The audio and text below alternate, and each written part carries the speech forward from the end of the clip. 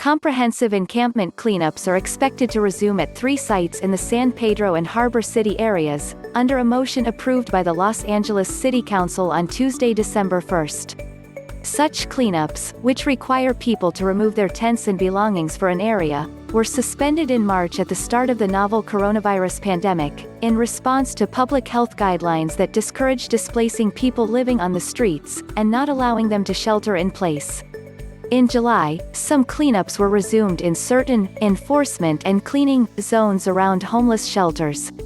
The approval of the motion on Tuesday adds 3 encampments in the 15th City Council district that are outside of those areas, where comprehensive cleanup operations can happen.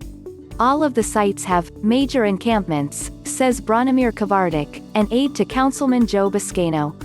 The encampments are at these locations. The goal of the cleanups are to maintain public health standards, according to council aides.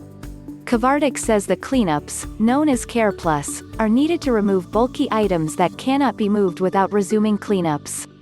The Care Plus comprehensive cleanups have been unpopular among people experiencing homelessness, advocates say, and activists in recent months have conducted blockades in other parts of the city where the operations have resumed.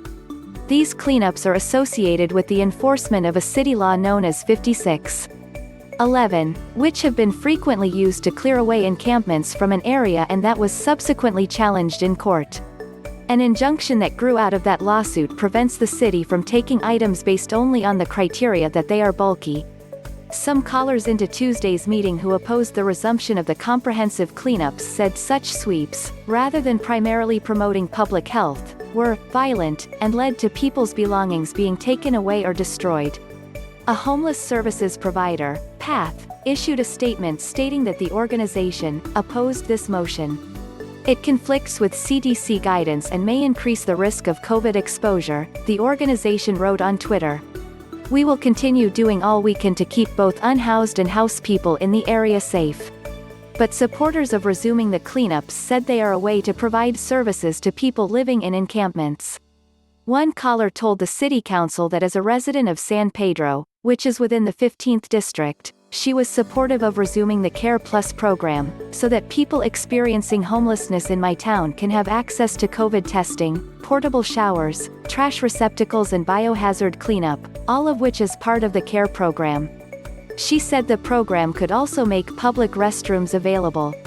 Initially, the Care Plus program, launched in the fall of 2019, was meant to include similar amenities, including restrooms and regular trash and waste pickup,